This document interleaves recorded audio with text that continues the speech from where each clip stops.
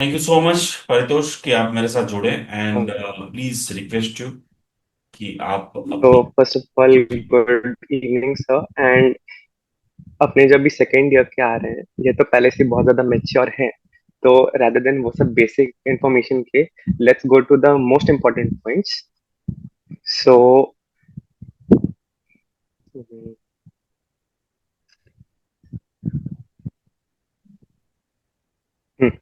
So 10 things you must do in second year.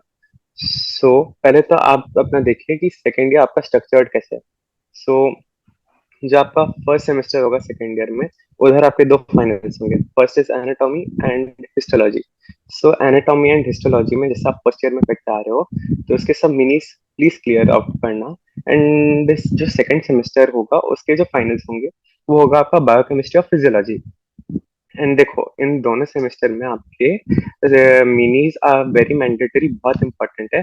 Please उसको pending मत रखना। जैसे अगर हर में होता है 4 क्वेश्चन तो आपको उस मिनी के रिलेटेड एक एक्स्ट्रा क्वेश्चन या फिर वो आपसे पूरा टॉपिक ही पूछ ले।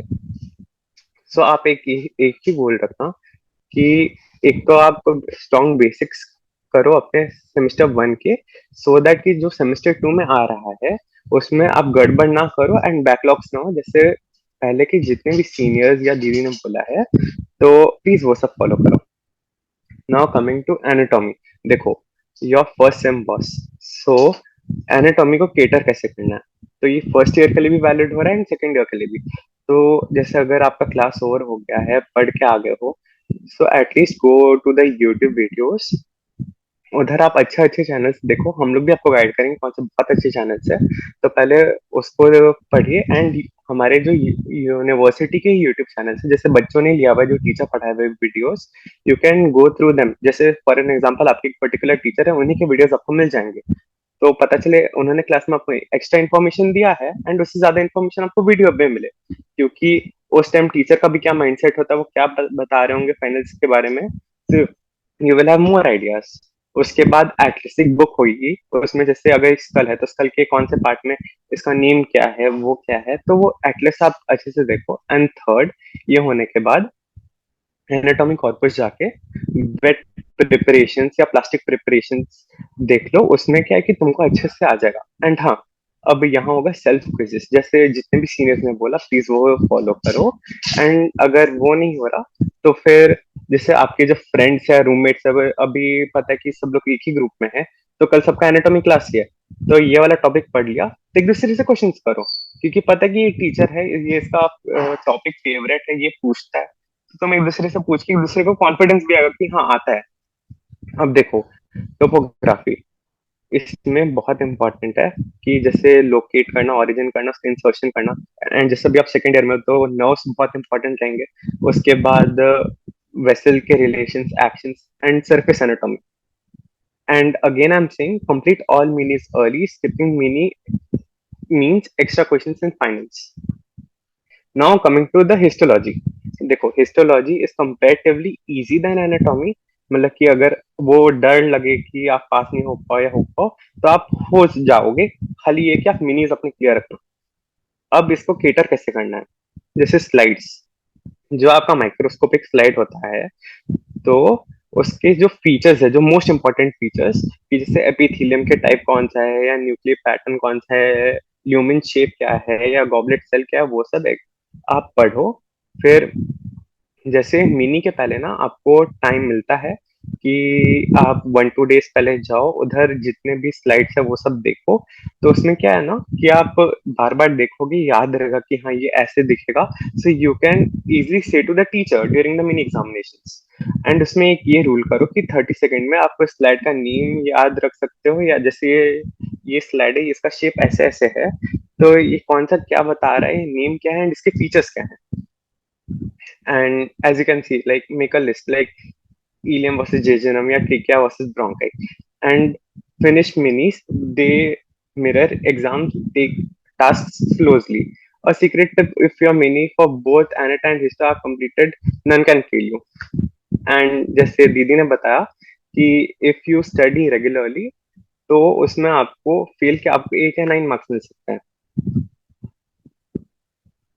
Now coming to the second semester, biochemistry, cycles first and then so master cycles, जैसे बहुत सारे इन फ्यूचर आपको पढ़ाया जाएगा, जैसे ग्लाइकोलाइसिस है, टीसीएस साइकिल है, यूरिया बीटा ऑक्सीडेशन, और उन सब के जैसे विद सबस्ट्रेट एंजाइम्स को फैक्टर्स रेगुलेटर्स, लाइक आप जब अभी फ्यूचर में जाओगे वो वाले क्लासेस में, तो टीचर है ना वो पता है वो हमें पूरा बोलते कि आप इंडियन स्टूडेंट हो, ये हार्पर बुक फॉलो करो, बिकॉज जो आप एग्जाम 6th ईयर के बाद दोगे हार्पर से ही आता है, समझे?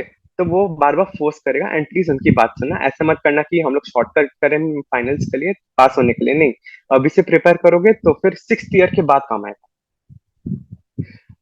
एंड फ्लैश कार्ड्स आप करो कि हाँ, कि अगर इसका ये वाला है, ये एंजाइम के बाद ये वाला सबस्ट्रेट आएगा तो ये होगा वो होगा, तो आपको जल्दी जल्दी याद रहेगा, एंड वो नर्वसनेस नहीं आएगी एग्जाम के टाइम। और लैब वाइवाज, अंडरस्टैंड प्रिंसिपल्स, जैसे कभी रट के नहीं जाना है ये सब चीजें, क्योंकि हम लोग ने गलती की, हम लोग रट के गए, एग्जाम के टाइम याद नहीं रहता है। अगर आप अंडरस्टैंड करोगे, धीरे धीरे कॉन्सेप्ट समझोगे, तो आपको इजीली रहेगा। एंड मैं बताऊं, बायोकेमिस्ट्री का डिपार्टमेंट थोड़ा डिफिकल्ट है, बट टीचर्स इतने हेल्पफुल हैं कि अगर आप बार बार पूछोगे तो वो अच्छे से हेल्प मदद करेंगे आपकी, क्योंकि उनको चाहिए कि बच्चा आए पढ़ने। नाउ फिजियोलॉजी, देखिए, सब लोग इस सब्जेक्ट को ऐसे अवॉइड करते कि पता है कि हो जाएगा, बट नहीं, ये सब्जेक्ट बहुत इंपॉर्टेंट है। उसमें जैसे ग्राफ्स, पहले तो ग्राफ्स सब लोग, तो मैं देखा हूँ लास्ट ईयर सब लोग ग्राफ्स को अवॉइड करें, और टीचर ने ग्राफ्स ही पूछा सबसे पहले। तो ग्राफ्स आर योर सेवियर्स, जैसे बहुत सारे बहुत इंपॉर्टेंट ग्राफ होंगे आपके बुक में, जैसे cardiac cycle, lung volume, nerve muscles, AP curves, वो सब आपको एकदम मतलब मेमोरी में याद रख लेना। जैसे बहुत सारे अच्छे टीचर हो तुमको बताएंगे भी इसको, अगर ये वाले पॉइंट में ग्राफ जा रहा है ऊपर या नीचे तो क्यों जा रहा है, वो जो वो बताएंगे ना, please note it down, because वो आपको याद रहेगा। ऐसे नहीं कि आप ड्रॉ करो, क्योंकि ड्रॉ करने के बाद टीचर पूछता है कि तुमने ड्रॉ करे तो इसका मतलब क्या है, वो मतलब तुमको जानना है, ड्रॉ नहीं, उसका मतलब जानना है। फिर तुमको ये अप्रोच रखना है, जैसे स्टिमुलस है तो फिर उसका रिसेप्टर क्या होगा, तो उसके पाथवे एंड उसके रिस्पॉन्सेस, इनडायरेक्टली फ्लो चार्ट्स बनाओ। हाँ, अब जो मैंने टॉपिक पार्ट बोला वही चीज दोबारा, कि अगर तुमको एकदम स्ट्रेस आ रहा है, जैसे क्वेश्चंस कुछ नहीं आ रहे ना, तो simply make the graph of that particular question. Teacher कुछ नहीं बोला, they will be more than happy कि हाँ इस बच्चे को द मोस्ट इंपॉर्टेंट टॉपिक आ रहा है, चलो इसको थियोरी नहीं आती बस इसको ग्राफ आता है, तो वो तुमको एक्चुअली हायर मार्क्स दे सकते हैं। नाउ रशियन एक्टिविटीज एंड जचोत। सो अभी जब आपका हो रहा होगा रशियन वाला पार्ट, तो बीच में आएगा कि जैसे सिंगिंग होगा, पोइट्री का होगा, या फिर स्मॉल स्मॉल परफॉर्मेंसेस, कि आपको कोई ऐसे बोलना है, या बेलारूस के बारे में बोलना है, इंडिया के बारे में बोलना है रशियन में। तो उसमें क्या होगा ना, टीचर, जो भी टीचर है ना वो आपका फेस रिमेम्बर रखेगी कि हाँ ये बच्चे ने ना एटलीस्ट ट्राई करा है, चलो इसको रशियन नहीं आती बट इसने ट्राई करा है, तो वो तुमको उतना परेशान नहीं करेंगे। उसके बाद हाँ, अब जैसे जो भी है ना रशियन के, तो एक दो चीजें पहले से ही रट के चले जाओ, क्योंकि रशियन में तुमको जो बोलना है टीचर को वो समझना है, तो रट के चले जाओ।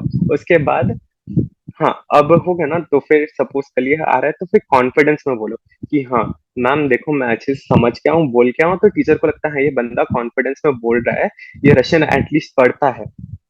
एंड जैसे जो भी सीनियर ने पहले बोला कि रशियन में एटलीस्ट अपना एवरेजेस रखो, तो फिर पता चले कि आपका 8 या 9 का एवरेज है, तो फिर एंड में वो टीचर ना फाइनल्स के टाइम आपको खाली जचो साइन कर देगा कि हाँ इसको आता है, इसको उतना परेशान नहीं करेंगे।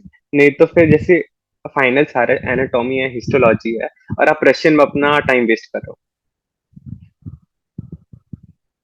एंड हाँ, अभी जैसे स्क्रब्स हैं, स्टेथोस्कोप्स हैं, तो अभी जैसे सेकेंड ईयर के फर्स्ट सेम में खाली स्क्रब्स का इम्पोर्टेंट होगा।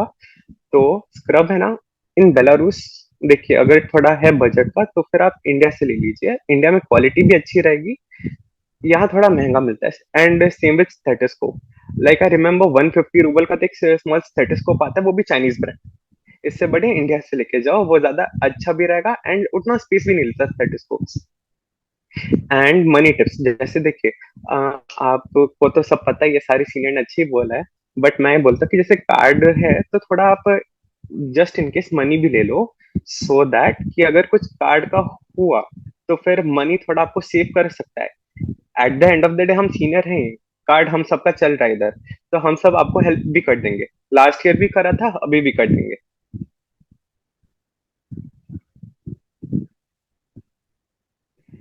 सो ये टॉपिक मेंटल हेल्थ मैटर्स। देखिए, सेकेंड ईयर है, बहुत ही स्ट्रेसफुल रहेगा। ये एक तो पूरा फर्स्ट ईयर का चीजें याद रखना, सेकेंड ईयर में वो और CNS PNS वो सब, तो स्ट्रेस बहुत होने वाला है।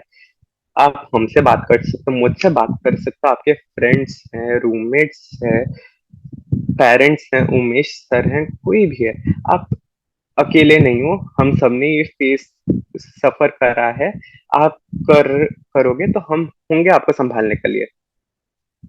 मेरे को भी बहुत सारे सीनियर्स ने हेल्प करा है, so it's just my responsibility, my duty to help you guys.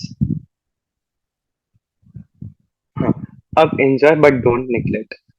आप सब अब्रॉड में हो, मेमोरीज बनाओ, मजे करो, but never at the cost of your knowledge and marks. Also call your parents ऑफेंड, they need you as much as you need them. देखो, आप दोनों हो 5,000 किलोमीटर दूर। अब कुछ होता है, अगर आप दोनों बात करोगे तो एटलीस्ट है कि पेरेंट्स का भी दिल हल्का होगा, आपका भी दिल हल्का होगा, कोई उतना टेंशन भी नहीं आएगा। अब जैसे देखो, कभी कभी मैं देखता हूँ कि मतलब इंडियंस नहीं बट दूसरे, कि वो 1 1 वीक या 2 2 वीक तक पेरेंट्स से बात ही नहीं करते। फिर आता है बॉम्ब फोड़ते हैं कि ये 2 वीक में ऐसे ऐसे हो गया। पेरेंट्स का अलग टेंशन होता है, एटलीस्ट जैसे 24 आवर्स में 10 और 15 मिनट, जैसे खाना खाते टाइम या फिर जैसे क्लासेस के बीच में ना 30 मिनट्स का अगर होता है ट्रैवलिंग का, तो उसमें 5 10 मिनट कॉल करने में क्या जाता है। तो उनका भी दिल हल्का होगा, आपका भी दिल हल्का होगा। कुछ भी हो तो यू कैन एटलीस्ट बात कर सकते हो, तो उनको भी रिलीफ मिलेगा। एंड अगर कोई भी डाउट हो तो आप मुझसे पूछ सकते हो, एंड फोन नंबर तो है ही सबके पास। नमस्ते। Thank you sir.